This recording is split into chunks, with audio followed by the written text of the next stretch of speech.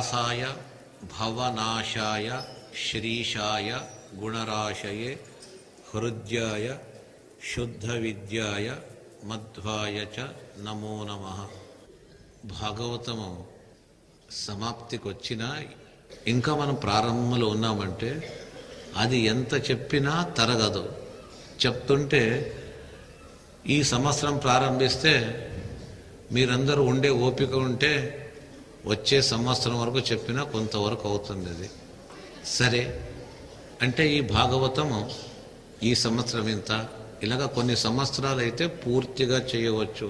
లేదా హడావిడిలో ఏదో చెప్పేసి 7 రోజుల్లో ఇంత చెప్పి పోవడం కాదు. దాన్ని విస్తారంగా దాన్ని విన్నట్టయితే కొంత విన్నా, ఒక స్కందం విన్నా పూర్తి విన్నట్టయితే మన తలలో కొద్దిగా విశేషమైన జ్ఞానం వస్తుంది కదా. అందుకే సరే, మనలో ఉత్తమోత్తమ జనులు, మధ్యమ జనులు, తర్వాత 3వ వర్గం చివరి జనులు అని 3 రకాలు ఉన్నారు. పైవారు చాలా ఉత్తమం, వారికి ఇక ఈ లౌకికమైన విషయాలే వద్దు, కేవలం భగవంతుడు. 2వ వారు దేవుడు కావాలా, భక్తి కావాలా, జ్ఞానం కావాలా, కొద్దిగా ఈ బంధం కూడా వదలడానికి లేదు. ఇది కూడా 2 వేడి నీళ్ళలో చల్ల నీళ్ళు చేర్చి స్నానం చేసినట్టుగా 2 కావాలనుకునే వాళ్ళు ఉన్నారు.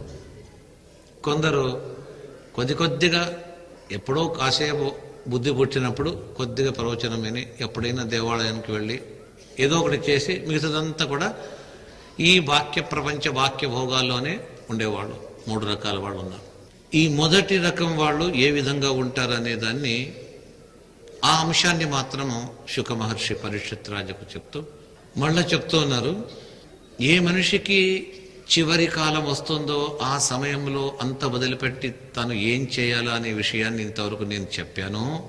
మరికొందరు ఉన్నారు ఆ భగవత్తత్వములతో పాటు ఇతర ప్రయోజనములను కూడా అపేక్షిస్తూ ఉండేవాళ్ళు కొందరు ఉంటారు. ఇందాక చెప్పాను 2వ వర్గం వారు. అటువంటి వ్యక్తులకు ఏదైనా వాళ్ళ యొక్క మనోరథం పూర్ణం కావాలన్నట్టయితే వారు ఏం చేయాలా, వారు ఏ విధంగా ఎవరిని ఆశ్రయించాలా,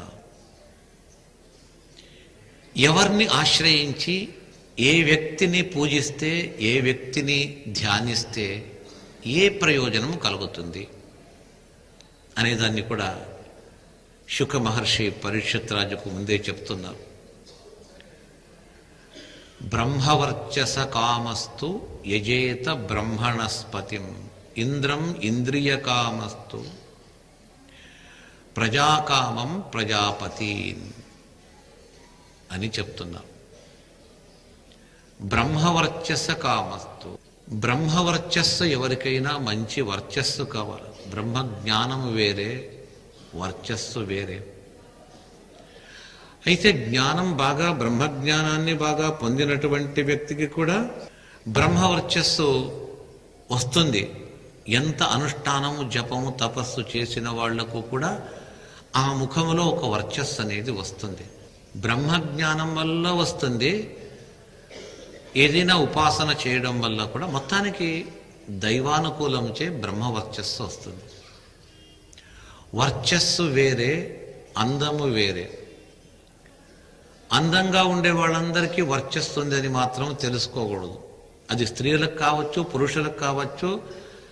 ఆ అందచందములు అనేది వారు దాన్ని వేసుకునే వస్త్రములు కావచ్చు, తల వెంట్రుకలు కావచ్చు, ముఖానికి అంటించుకునేది కావచ్చు, అవంతా వేరే. అందానికి వర్చస్సుకు ఎప్పటికీ సంబంధం లేదు, అది వేరేనే. ఆ వర్చస్సు అనేది వారు ఆచరించే పూజ, అనుష్ఠానము, జపము, ఉపవాసాది నియమాల వల్ల ఆ కళ్ళలో, ముఖములో వచ్చే ఆ వర్చస్సు అనేది వేరే. అది దైవానుగ్రహంగా వారు చేసే అనుష్ఠాన బలంచే వచ్చినటువంటిది వర్చస్సు. అందులో ఆ వర్చస్సులో ఇంకా చాలా పైభాగం, ఉచ్చమట్టంగా టాప్ మోస్ట్ వర్చస్సు అన్నట్టయితే బ్రహ్మవర్చస్సు.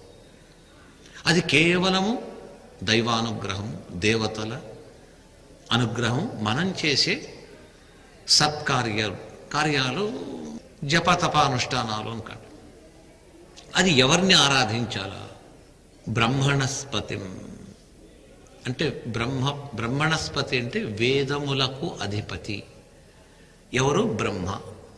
4 ముఖములు కలిగిన చతుర్ముఖ బ్రహ్మ. అయితే ఆ బ్రహ్మవర్చస్సును అలాగే ఇవ్వడు. వేదములనే, శాస్త్రములనే సంపదను ముందు వానికి ఇచ్చి, వాడు దాన్ని తెలుసుకున్న తర్వాత ఆ అర్థం తెలుసుకొని ఉపాసన చేస్తే ఆ బ్రహ్మవర్చస్సును ఆ బ్రహ్మ ఇస్తాడు. తర్వాత ఇంద్రియ కామములు. ఇంద్రం ఇంద్రియ కామస్తు. మన ఇంద్రియములు సరి అయిన మార్గములో పనిచేస్తూ ఉండాలి. అది పూర్వజన్మార్జిత పుణ్యము, పూర్వార్జిత పాపం వల్ల ఇంద్రియములు కొద్దిగా వ్యత్యాసం అవుతూ ఉంటుంది. చెవి వినిపించదు కొందరికి. 70 ఏళ్ళు 80 ఏళ్ళ వినిపించదు అంటే అది కారణం ఉంది. ఒక యంత్రము చాలా రోజులు పనిచేసిన తర్వాత ఆగిపోతుంది. వాషింగ్ మిషన్ ఇంట్లో తెచ్చి 8 ఏళ్ళు ఏంటుంది పని చేయదు అంటే తిట్టుకోరు. చాలా రోజులైంది, ఇది వేసి ఇంకోటి తెచ్చుకుంటా ఉంటాం. అంగటి నుంచి తెచ్చిన వెంటనే చెడిపోతే బాధపడతాం. అలాగే పుట్టిన 4-5 ఏళ్ళకే చెవి వినిపించలేదంటే బాధ కలుగుతుంది. 75 ఏళ్ళు 80 ఏళ్ళకి వస్తే సరే ఏమో వచ్చింది, మిషన్ పెట్టుకుంటాం, అది పెట్టుకుంటాం అని చెప్పేసి కొద్దిగా వాళ్ళు సరి చేసుకుంటారు. ఎవరికైతే ఇంద్రియ పాటవము, చక్షురాది ఇంద్రియం, కళ్ళు బాగా కనిపించాలి, చెవి బాగా వినిపించాలి, నోటికి తిన్నది రుచి ఉండాలి, కాళ్ళు బాగుండా నడవాలి, కూర్చొని లేచేటప్పుడు మోకాళ్ళు పట్టుకోకూడదు, కింద ఎంతసేపు అయినా కూర్చోవాలి, చైర్లోనే కూర్చోవాలని అనుకోకూడదు. అయిపోయింది, కింద కూర్చోలేక చైర్లోనే కూర్చుంటామనే వాళ్ళు ఫస్ట్ ఇన్నింగ్స్ అయిపోయి సెకండ్ ఇన్నింగ్స్కి వచ్చారు అని చెప్పేది. అయిపోయింది, వాళ్ళకి ఇంకా కాలం చాలా దాటిపోతుంది అని అర్థం. కిందనే కూర్చున్నారు చూడండి, మీరు ఇంతమంది ఇంత కూర్చున్నారు చూడండి, ఎంతసేపు, చాలాసేపు. మన సత్యనారాయణ వ్రతానికి కనుక గంటలు గంటలు కూర్చున్నారు. అది దేవుడు మీకు అందరికీ ఆ శక్తి ఇచ్చాడు. అది మీరు చేసుకున్న పూర్వజన్మార్జిత పుణ్యం. అది ఏదో జన్మల్లో మీరు ఈ విధంగా దేవుని పూజలు, తీర్థయాత్రలు అంత బాగా చేశారు కాబట్టి ఆ పుణ్య ప్రభావం వల్ల చాలాసేపు కూర్చోగలుగుతామంతా కూడా. అలాగా మోకాళ్ళు, నడుము, కళ్ళు, మనస్సే మొదలైన సకల ఇంద్రియములు మనకు చాలా వరకు, చాలా కాలము అది బాగా పనిచేస్తూ దిననిత్య జీవనానికి, మంచి పనులకు ఇది మనకు ఉపయోగకరం కావాలా అనుకునే వాళ్ళు ఇంద్రుణ్ణి పూజిస్తారు. తర్వాత సత్సంతానం, మంచి పిల్లలు కలగాల అని సంతాన ప్రాప్తి కొరకు ప్రజాపతులైన కశ్యప, అత్రి, భరద్వాజాది ఆ ప్రజాపతులను వారిని ఆరాధించారు. దేవీం మాయాంతు శ్రీకామః అంటున్నారు. సంపత్కామన, సంపత్తును అపేక్షించేవారు లక్ష్మీదేవిని ప్రార్థిస్తారు. ఇక తేజస్సు బాగా, శరీర కాంతి బాగుండాలా అనుకునేవాళ్ళు విభావసు అనే సూర్యుణ్ణి, ఈశ్వరుణ్ణి ఆరాధిస్తారు. వసుకామః వసున్ రుద్ర, సంపద కావాలా అనుకునేవాళ్ళు, అంటే కరెన్సీ ఒక సంపద, ఇల్లు కూడా ఒక సంపద, ఇంట్లో ఉండే మంచి వస్తువులు ఒక సంపద. అలాంటి సంపద వసుదేవతలు. తర్వాత మంచి పరాక్రమం కావాలన్నట్టయితే ఏకాదశ రుద్రులను ఆరాధిస్తారు. తినడానికి ఆహారము, అన్నము అది ఏది ఎప్పుడు కొరత ఉండకూడదు. అంటే అలా అది అన్నాది కామస్తు, అన్నాద్య కామస్తు. అదితి దేవిని ఆరాధించాల. స్వర్గం కావాలనుకునేవాడు అదితి పుత్రులైన ఇంద్రాది దేవతలను ఆరాధించాలి. రాజ్యం కావాలంటే విశ్వే దేవతలను ఆరాధించాల అని చెప్తూ ఆయుష్, ఆరోగ్యము వారు అశ్విని దేవతలను ఆరాధిస్తారు. దేహంలో మంచి పుష్టి కావాలంటే భూదేవిని. ఎవరికైతే తనకు ఒక మంచి స్థానం లభించి ఉంటుంది, గొప్ప పదవి అనుకోండి, రాజు కావచ్చు, మంత్రి పదవి కావచ్చు, మరొక అధికారి ఏదైనా ఒక పదవి కావచ్చు, అలాంటి స్థానము గట్టిగా నిలబెట్టుకోవాలన్నట్టయితే ఈ విశ్వానికే తల్లిదండ్రుల వలె ఉన్నటువంటి పృథివీ ధ్యావ స్వర్గ భూలోకములకు అభిమాని దేవతలు, వారిని ఆరాధిస్తారు. అతిశయమైన విశేషమైన మంచి రూపము, మంచి కంఠము, చాలా బాగా పాడితే అందరికీ ఆకర్షణ ఉండాలా అనుకునేవారు గంధర్వులను ఆరాధిస్తారు. మంచి సుందర స్త్రీలను వివాహం చేసుకోవాలన్నట్టయితే అప్సరశాస్త్రులను ఆరాధించాలి. ఎక్కడైనా ఒక సంస్థానానికి ఆధిపత్యం కావాలంటే చతుర్ముఖ బ్రహ్మ. కీర్తి కలగాలన్నట్టయితే యజ్ఞ అనే పేరు కలిగిన దేవేంద్రుడు. మంచి నిధి సంపత్తుకు వరుణుణ్ణి. విద్యాప్రాప్తికి, ఆధ్యాత్మిక విద్యాప్రాప్తికి ఈశ్వరుడు.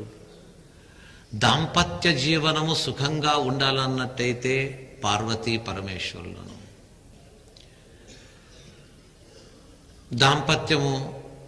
దాంపత్య శబ్దానికే కలిసి ఉండుట అని అర్థం.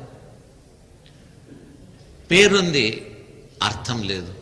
అలాంటి దాంపత్య జీవనానికి ఎప్పుడు కలిసి ఉన్న, విడిపోకుండా ఉన్నటువంటి ఇద్దరు అనాది శాశ్వత నియత దంపతులు అంటారు.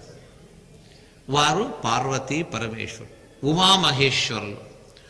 ఆ ఉమామహేశ్వరుల ఆరాధన ఎలా చేయాలా? వారిద్దరి యొక్క వియోగము ఎప్పుడు కలగదు. దానికి ఒక దృష్టాంతం వాక్కు మనస్సు అంటారు. మనం ఒక్క మాట మాట్లాడితే ఆ మాట ఎక్కడి నుంచి వస్తుంది? మనస్సు నుంచి వస్తుంది. మనస్సులో ఉన్నటువంటి మాట బయటికి వస్తుంది. అంటే మాటకు మనస్సుకు రెండిటికి కూడా పొందుక ఉన్నది. ఎలాగా మాట మనస్సు ఒక బాటలో నడుస్తుందో అలాగే ఆ మాటలకు అంటే వాక్కులకు మనస్సుకు అధిపతి దేవతలు. వాక్కుకు ఉమాదేవి అయితే వచనములకు మనస్సుకు ఈశ్వరుడు. ఉమావై వాక్ సముద్దిష్ట మనో రుద్ర ఉదాహృత తదేతన్ మిథునం జ్ఞాత్వా నదాంపత్యాద్విహీయతే అని స్కాంద పురాణం చెప్తుంది. ఉమాదేవి వాక్కులకు దేవత అయితే మనస్సుకు దేవత పరమేశ్వరుడు. వారిద్దరూ ఎప్పుడూ కలిసి ఉంటారు. వాక్కు మనస్సు ఎప్పుడు ఒకదానికొకటి సంబంధము. తదభిమాని దేవతలైన వారిద్దరూ ఒకరినొకరు వదిలి ఉండరు అనే అర్థంతో కూడిన ఈ శ్లోకాన్ని ఎవడైతే నిత్యము అర్థానుసంధానంతో జపిస్తారో వారు నదాంపత్యాద్విహీయతే, దాంపత్య సుఖము దాంపత్య జీవనము నుండి వదిలిపోరట. ఇద్దరూ కలిసి ఉంటారు. వారిని ఆరాధించాలని చెప్పేసి చెప్తూ, అలాగే దేహకాంతికి ఆకర్షణకు మరొత్తు దేవతలను అని ఏ ఏ ప్రయోజనములు కావాలో తత్తత్ ప్రయోజనాలకు సంబంధించిన ఆయా దేవతల ప్రార్థన వారిని ఆశ్రయించండి అని చెప్తూ చివరిలో కన్క్లూడ్ చేస్తూ చెప్తారు. అంతా చెప్పి ఉపసంహారం అంటే కన్క్లూడ్ అని చివరకు ముగించే సమయంలో ఎవరెవరిని ఏ ఏ ఉద్దేశ్యము కొరకు అని చెప్తూ ముక్తాయంలో అకామ సర్వకామో వా మోక్షకామ ఉదారధీహి తీవ్రేణ భక్తి యోగేన యజేత పురుషం పరం. పై చెప్పిన సకల ఇష్టార్థ సిద్ధులంతా ఉన్నప్పటికీ కూడా మోక్షాపేక్షి, నాకు ఇదేమీ వద్దు, ఇవంతా కూడా టెంపరరీ. ఏమడిగినా, సంపద అడిగినా, చెవి కన్ను మూగు బాగా గట్టిగా ఉండాలని అడిగినా, మరి ఏ ఇతర ప్రయోజనం అడిగినా అది లిమిటెడ్. కొంత పరిమిత కాలం అదే శాశ్వతంగా ఉండేది ఒకటి ఉంది. ఆ శాశ్వతాన్ని అపేక్షిస్తే ఇప్పుడు ఒక 10-20 మంది లిస్టు చెప్పాం కదా, ఈ కామనల కొరకు ఈ దేవతలను, అవి ఎవరిని అడగడం వద్దు. హోల్ అండ్ సోల్ టోటల్గా మొత్తంగా మనకు వచ్చేది ఒకే ఒక్క చోట మోక్షము. శాశ్వతంగా ఇవంతా వస్తుంది. మోక్షం అంటే కళ్ళు కూర్చుకొని ధ్యానం చేస్తూ ఉండేది కాదు. ఈ ఇళ్లలో, ఈ ఊర్లలో, ఈ బంధువుల ఇంట్లో ఎట్లా హ్యాపీగా సుఖంగా సకల విధ సౌఖ్యములు అనుభవిస్తూ ఉంటామో ఇవంతా కూడా అక్కడ దొరుకుతుంది. ఇంతకంటే ఎక్కువ. ఇది ఏమి అంటే ఇక్కడ మనకు ఆశ కలిగించడానికి, చిన్నపిల్లలకు నీవు ఇది చదివి ఒప్పచెప్తే నీకు చాక్లెట్ ఇప్పిస్తాను, లేదా ఇంకేమైనా ఇప్పిస్తాను, ఆటలాడే వస్తువు ఇప్పిస్తాను అంటే దాని కొరకు చదువుతాడు. అలాగే మనకు కూడా చాలా శ్రేష్టమైన మోక్షము, దానికి భాగవతము, భారతము, ఈ వేదములు చదవాలా, అర్థం చేసుకోవాలా, నీకు మంచిది ఇస్తా అని చెప్పడానికి ఈ మంత్రము, ఈ శ్లోకం చదివితే ఈ ఫలితం అంటారు. ఫలితం వస్తుంది. ఇదంతా దేని కొరకు? ఒక శాంపిల్ అంతే, చూపించడానికి. ఈ ఆశ చూచి మనము ఎక్కువ సుఖాన్ని పొందడానికి కావలసిన మార్గాన్ని మన శాస్త్రములు నిర్మించి ఇచ్చింది. ఈ మార్గంలో వెళితే మీకు ఎప్పటికీ ఎవ్వరూ ఇక్కడి నుంచి వెళ్ళమని చెప్పరు. ఒక శాశ్వతమైన స్థానము, అచలమైనటువంటి స్థానము, అది మోక్ష స్థానము. అది లభించాలన్నట్టయితే తీవ్రేణ భక్తి యోగేన యజేత పురుషం పరం. తీవ్రమైన అంటే చాలా ఒక ఉన్నత మట్టములో, అల్పస్వల్పంగా కాదు, తీవ్రమైన భక్తి యోగము చేత యజేత పురుషం పరం. ఆ పురుషుడైన, పరపురుషుడైన ఆ పరబ్రహ్మను అతన్ని ధ్యానించి, అతన్ని ఉపాసించి, అతని తెలిపే గ్రంథములను చదివి సంతోషపరచండి. మీకప్పుడు మోక్షమనే గొప్ప స్థానం ప్రాప్తమవుతుంది అని చెప్పేసి చెప్తున్నాను. అలాంటి మోక్షము తత్వజ్ఞానంతో లభిస్తుంది. అలాంటి తత్వజ్ఞానాన్ని పొందడానికి నీవు గట్టివాడవు. పరీక్షిత్ యొక్క స్వరూపం ఎలాంటిది? శుకాచార్య చెప్తున్నారు, భాగవత పాండవేయ మహారథ అని బిరుదులిస్తున్నారు. అతన్ని మహారాజు అని పిలిస్తే అందరికీ తెలుసు రాజు.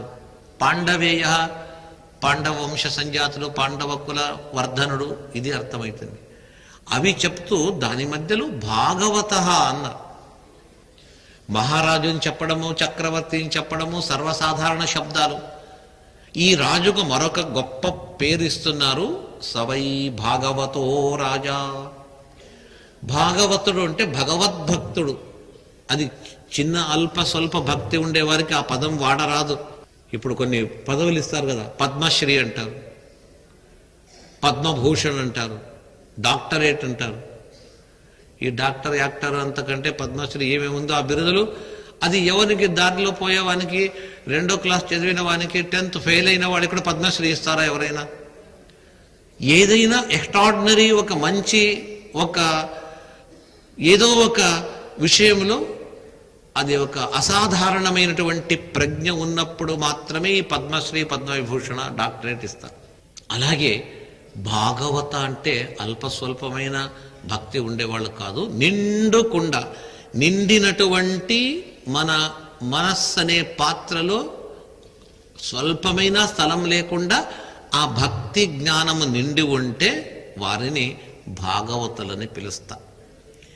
ఈ పరీక్షిత్ రాజును సవై భాగవతో రాజా పాండవేయ మహారథ, గొప్ప భగవద్భక్తుడైనటువంటి రాజు.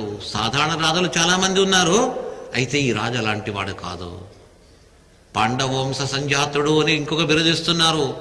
అంటే పాండవుల ఇంట్లో పుట్టిన వారికి భక్తి అనేది ఆస్తి. అది ఒక పెద్ద శ్రీమంతునికి వాళ్ళ ఇంట్లో పుట్టిన వారికి ఆ ఆస్తి ఎలా వస్తుందో, అదేవిధంగా పాండవులకుండే ఆ భగవద్భక్తి, ప్రజ్ఞ, మేధ, జ్ఞానము, యశస్సు, కీర్తి ఎంత సంపాదించారో అది హెరిడిటరీ. షుగర్ ఉండేవానికి షుగర్ రావచ్చు, ఇంకో వ్యాధి ఉండేవాడికి ఇంకో వ్యాధి ఎలా వస్తుందో, గొప్ప భగవద్భక్తులైనటువంటి మహానుభావుల ఇంట్లో పుట్టినటువంటి వారికి కూడా వద్దన్న తల్లి కడుపులో ఉన్నప్పుడే ఈ భక్తి అనేది భగవంతుడు పోసి ఉంటాడు వారికి. ఆ విధమైనటువంటి ఆ భక్తి వారి ఆనువంశికంగా వచ్చినటువంటిది. పాండవులు ఎలాంటి భగవద్భక్తులో ఇతడు అలాంటి వాడే అని పాండవేయ భాగవత. సరే, ఆ పిల్లవాడు పరీక్షకు పుట్టి చిన్న బాలకుడుగా ఉన్నప్పుడు 8 ఏళ్ళు 7 ఏళ్ళు పిల్లలు ఆటలు ఆడతారు కదా. ఆటకి ఏం తీసుకొస్తారు మన వాళ్ళు? క్రికెట్ బ్యాట్ తీసుకొస్తారు, ఇంకో ఏదో ఒకటి తీసుకొస్తారు, మరొకటి. ఇప్పుడంతా ఎలక్ట్రానిక్ గూడ్స్ తెచ్చి పిల్లలకు కూడా దాంట్లో ఏదైనా బొమ్మలు ఆటలు వీడియో చూసుకుంటూ ఉండని చేతికి ఇచ్చేస్తారు. అది చూచి 10 ఏళ్ళు 16 ఏళ్ళు వచ్చినప్పుడు గుడ్డి వాళ్ళు అయిపోతారు ఆ పిల్లలు. మన పిల్లలకు అదంతా కొని ఇస్తాము, ఇలాంటి ఆటల సామగ్రి ఇదంతా కూడా. అయితే పరీక్షితుడు కూడా చిన్నతనంలో ఆటలాడుకునేవాడట. ఆటకు కావలసినటువంటి క్రీడా సామగ్రులు ఏవి అంటే చెప్తున్నారు, బాల క్రీడనకై క్రీడన్ కృష్ణ క్రీడాం. శ్రీకృష్ణుని పూజించే విగ్రహాలు పెట్టుకొని ఆ విగ్రహాలకు అభిషేకం అంట, అర్చన, ఏదో ఒక విగ్రహం ఇస్తే ఆ విగ్రహాన్ని పూజ చేసేవాడట. పూజ చేసే ఇంకా ఆ పద్ధతి ఎలా చేయాలని తెలియకున్నా పెద్దలు చేసే పూజను చూసి తాను ఒక విగ్రహాలు కూర్చోబెట్టి దానికి పూజ చేస్తూ ఉన్నారు. అంటే బాల్యములో కూడా ఆటలాడిన ఆ ఆటలలో భగవంతుని పూజనే ఆటగా భావించి చేసే వ్యక్తి ఎంత గొప్ప భాగవతుడు చెప్పండి. ఇది పరీక్షిత్ మహారాజు యొక్క జీవన చిత్రణం. జీవనం ఎలాగుంది అనే దాన్ని చిత్రించారు వ్యాస భగవానుడు. ఇక కథ చెప్పే శుక మహర్షి లాంటి వాడు. అతడు వైయాసకి స భగవాన్ వాసుదేవ పరాయణ. వ్యాసపుత్రుడైన ఆ వ్యక్తి వాసుదేవ పరాయణ. వాసుదేవ పరాయణ అంటే వాసుదేవుని యందు సదా ఆసక్తమైన మనస్సు కలిగిన వాడు. ఎప్పుడూ భగవద్ గుణగానము చేసే వ్యక్తి అట. సజ్జనుల హృదయ పీఠంలో ఎప్పుడూ ఉండేవాడు. అలాంటి శుక మహర్షి. అంటే ఇద్దరు ఒక చోట చేరడానికి భగవంతుడు వాళ్ళిద్దరిలో ఒకటే భావన, ఏకీభావన అంట. ఆ భావన వీరికి ఇచ్చారు అని చెప్పేసి వేద విద్యా విశారదులైనటువంటి బ్రహ్మాది తత్వజ్ఞానులచే సదాకాలములో కీర్తింపబడే వ్యక్తి అలాంటి పరీక్షిత్ శుక మహర్షి అని చెప్పి ఇలాంటి వారు జీవనంలో ఒక్క క్షణం కూడా వ్యర్థం చేయరు, జీవనంలో ఒక్క క్షణం కూడా వ్యర్థం చేయరు అని చెప్తూ మరి తిరిగి పరీక్షిత్ మహారాజుకు, పరీక్షిత, నిన్ను చూస్తే నాకు చాలా సంతోషం. ఇంకా కొన్ని రోజుల్లో నీ జీవన రథం ఆగిపోతుంది. ఆగిపోతుందని తెలిసినా నీవు ఏమీ తెలియనట్టుగా సుఖంగా సంతోషంగా ఉంటున్నావు. చేయవలసినటువంటి పనులు చేస్తూ ఉన్నావు. ఇక నీ కొరకు కాకపోయినా ముందు పుట్టబోనటువంటి భక్తులు చాలామంది ఉన్నారు. వారు అజ్ఞానావస్థలో ఉన్నారు. వారి కొరకు కూడా కొన్ని అభిప్రాయాలు అవశ్యంగా వాళ్ళు ఆచరించి తీరవలసిన విషయాలు నేను చెప్తా. దాన్ని ఒక్కసారి నీవు కూడా విను. అనురాగానికి అమ్మ ఆదర్శం, ఆరోగ్యానికి Shri Sai homeo stores and clinic. అనుభవం, అర్హత, అంకిత భావం కల డాక్టర్లచే చికిత్స. అన్ని రకాల ఆరోగ్య సమస్యలకు నమ్మకమైన ఎంపిక Shri Sai homeo stores and clinic. Diabetes, కీళ్ల నొప్పులు, సయాటికా, వెన్నుముక సమస్యలు, థైరాయిడ్, నిద్రలేమి, మానసిక సమస్యలు, ఋతు సమస్యలు, అన్ని రకాల దీర్ఘకాలిక వ్యాధులకు ప్రత్యేక హోమియో వైద్యం. అందరికీ అందుబాటులో అంతర్జాతీయ హోమియో వైద్యం Shri Sai homeo stores and clinic. మీ ఆరోగ్య సమస్య ఏదైనా ఇప్పుడు పరిష్కారం సాధ్యం. సైడ్ ఎఫెక్ట్ లేని వైద్యంతో సంపూర్ణ ఆరోగ్యం కొరకు సంప్రదించండి Shri Sai homeo clinic and stores, Bhavani Nagar, Ambedkar Nagar road, old Alwal, Secunderabad. సంప్రదించాల్సిన ఫోన్ నంబర్స్ 9000751751 మరియు 900042